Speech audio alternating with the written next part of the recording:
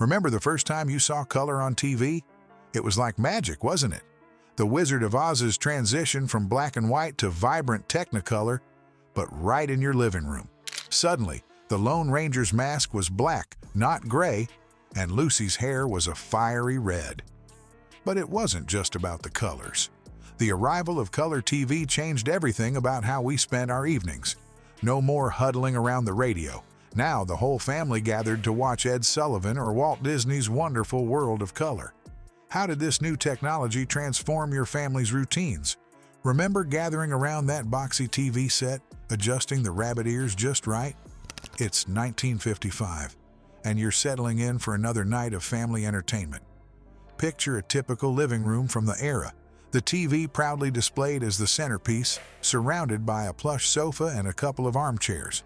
Mom's bringing in a tray of TV dinners, while Dad fiddles with the antenna, trying to clear up the static. The familiar black and white image flickers to life, but something's not quite right. As you watch your favorite shows, there's a nagging feeling that you're missing out on something.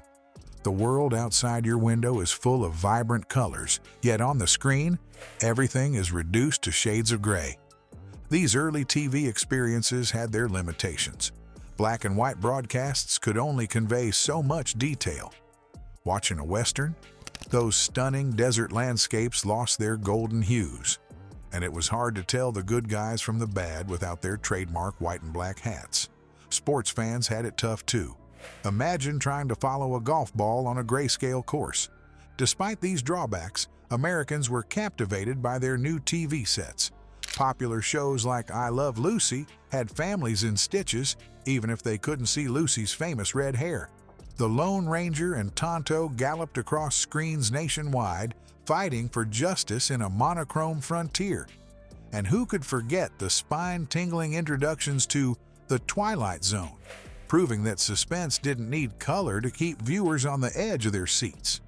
But as the 1950s wore on, there was a growing hunger for something more. People started to wonder, what if we could see these shows the way we see the world? Imagine Lucy's antics in full color, or the lush scenery of westerns in all their natural glory. The idea of color TV wasn't new. Inventors had been working on it for decades, but it always seemed just out of reach for the average family. This desire for more vivid, lifelike images was growing stronger by the day. Kids who grew up with colorful comic books and Technicolor movies at the theater were especially eager to see their favorite TV characters in full color. Parents dreamed of watching the Rose Parade with all its floral splendor, or seeing their sports heroes in team colors. The black and white era of television had brought families together like never before, transforming living rooms into entertainment hubs. But there was an undeniable sense that something big was on the horizon. Rumors swirled about new technology that could bring the rainbow into your living room. TV manufacturers hinted at revolutionary products just around the corner. As the 1960s approached, the stage was set for a dramatic change in home entertainment. The familiar black and white sets had paved the way, but audiences were ready for the next big thing. Little did they know, a technological breakthrough was about to burst onto the scene, painting their favorite shows in a whole new light. The world of television was about to get a lot more colorful, and nothing would ever be the same again. Remember the thrill of seeing your first cartoon in color at the movie theater? Now picture that excitement multiplied tenfold. The year is 1954, and CBS is about to broadcast something that will change television forever. As families across America huddled around their trusty black and white sets, they had no idea they were about to witness a revolution in living color. The development of color TV technology had been brewing for years, with inventors and engineers working tirelessly to bring the rainbow into living rooms. But it wasn't until January 1st, 1954, that the dream became a reality.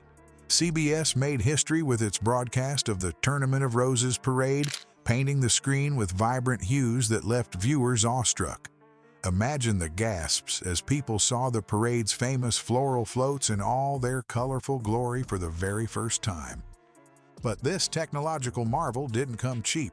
Early color TV sets were a luxury item with price tags ranging from $300 to a whopping $1,000. That's like dropping several $1,000s on a TV today. This steep cost meant that for many families, color TV remained a distant dream. The challenge for manufacturers was clear. How could they make this incredible technology affordable and available to the average American household?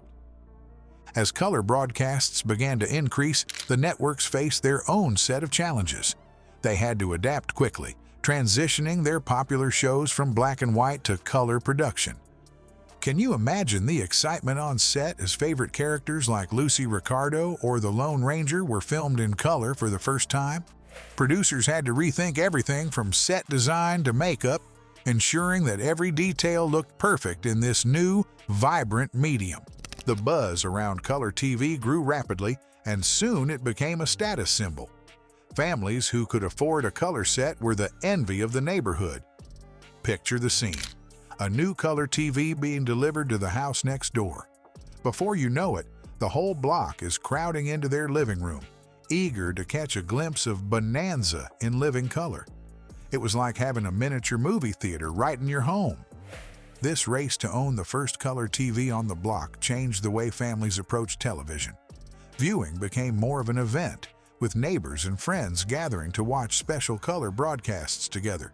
Kids begged to visit the houses with color sets, and adults found themselves lingering a little longer at dinner parties, hoping to catch the latest color show. As more households acquired color TVs, family viewing habits underwent a dramatic shift. The vivid images on screen demanded attention, drawing families closer to the set and keeping them glued to their seats. Programs that showcased the beauty of color, like nature documentaries and variety shows, became huge hits. Suddenly, staying in for the night to watch TV wasn't just convenient.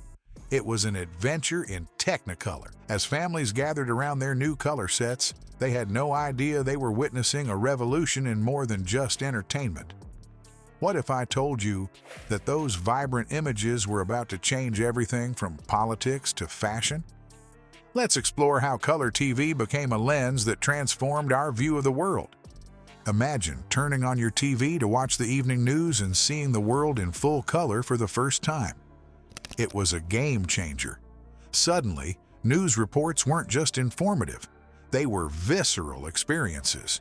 The Vietnam War, civil rights protests, and space missions all came to life in vivid detail. Color made these events more relatable and emotionally impactful, bringing the reality of world events into our living rooms like never before. But it wasn't just news that got a colorful makeover. Sports fans were in for a treat too. Remember the first color telecast of the Rose Bowl in 1954? It was like being there in person. The lush green of the field, the bold colors of team uniforms, it all popped off the screen. Football, baseball, and golf became more engaging than ever. You could actually follow that little white golf ball across the fairway. And let's talk about advertising. Color TV was a dream come true for Madison Avenue. Studies showed that color ads were way more appealing and memorable than their black and white counterparts. Suddenly, that refreshing cola looked even more tempting, and the latest fashion trends were showcased in all their glory. It wasn't just about selling products anymore. Color TV was selling lifestyles. But the impact of color television went far beyond what we watched. It started influencing how we lived. Fashion trends exploded with color as viewers were exposed to a broader spectrum of hues in their favorite shows. Home decor followed suit. Suddenly, everyone wanted their living room to look as vibrant as the sets they saw on TV. Color television was shaping consumer preferences and expectations in ways no one had anticipated. One of the most fascinating effects of color TV was its impact on politics. Remember the Kennedy-Nixon debates in 1960? It was a turning point in political history. Kennedy, looking tanned and confident in color, came across much better than a pale and sweaty Nixon. Many say this visual contrast played a huge role in Kennedy's victory. From that moment on, image became just as important as substance in political campaigns. As the 1960s rolled on, color TV played a crucial role in shaping popular culture. TV shows became more immersive and influential, reflecting and sometimes even driving societal changes. The ability to present stories in rich, vibrant color made them more impactful and memorable. It wasn't just entertainment anymore. TV was a window into different lifestyles, cultures, and ideas. By the end of the decade, color television had completely transformed the visual culture of America. From the way we processed news to how we chose our clothes, this technology had seeped into every aspect of daily life. It had changed not just what we watched, but how we thought about the world around us. Think color TV was an instant hit? Think again. Despite its dazzling appeal, this new technology faced some serious pushback. What if we told you that in 1965, a whopping 80% of American households still didn't own a color set?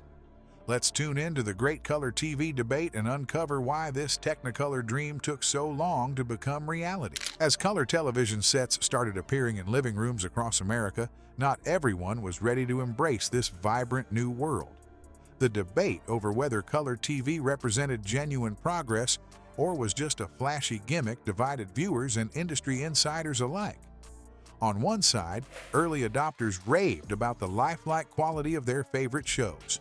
On the other, traditionalists clung to their trusty black and white sets, arguing that color was an unnecessary distraction. One of the main concerns raised by skeptics was the perceived unnaturalness of color broadcasts. Critics argued that the vivid hues could actually take away from the content of the shows, overwhelming viewers with a sensory overload. Some even went as far as to suggest that the bright colors might be harmful, raising health concerns about potential overstimulation. It's hard to imagine now, but there was a time when people seriously debated whether seeing the world in color on their TV screens was a step too far. This resistance to change wasn't limited to viewers at home. Surprisingly, some of the most popular shows of the era were slow to make the transition to color. The Ed Sullivan Show, a Sunday night staple for millions of Americans, continued to air in black and white well into the 1960s. Even I Love Lucy, despite its massive popularity, took its time embracing the new technology. This reluctance from industry giants highlighted the deep divide between those pushing for progress and those comfortable with the status quo. The television networks themselves weren't immune to this hesitation. CBS, one of the biggest names in broadcasting, initially dragged its feet when it came to color programming. It wasn't until 1965 that CBS fully committed to color broadcasts, a move that significantly impacted the availability of color content during those early years. This delay from major players in the industry only added fuel to the debate about color TV's value and necessity. So, how did the industry address these concerns and skepticism? Manufacturers and networks alike realized they needed to change public perception. They launched marketing campaigns that emphasized the technological advancements, making color broadcasts more accessible and affordable. Advertisements began to focus on the emotional appeal of color programming, showcasing how it could enhance storytelling and bring a new level of enjoyment to the viewing experience. As prices for color sets gradually decreased and more engaging color content became available, the tide began to turn. By the late 1960s, color television was well on its way to becoming the new standard. The year 1970 marked a significant milestone, with over 50% of American households owning a color TV. This shift wasn't just about technology. It represented a cultural transformation in how we consumed entertainment. Looking back at this television revolution, it's fascinating to see how a technology we now take for granted was once the subject of such heated debate. The color TV transition teaches us valuable lessons about adapting to change and the power of innovation to shape our daily lives. As we continue to experience rapid advancements in visual media today, it's worth asking, what current debates about technology might seem quaint to future generations? And how might today's innovations be changing our perception of the world in ways we don't even realize?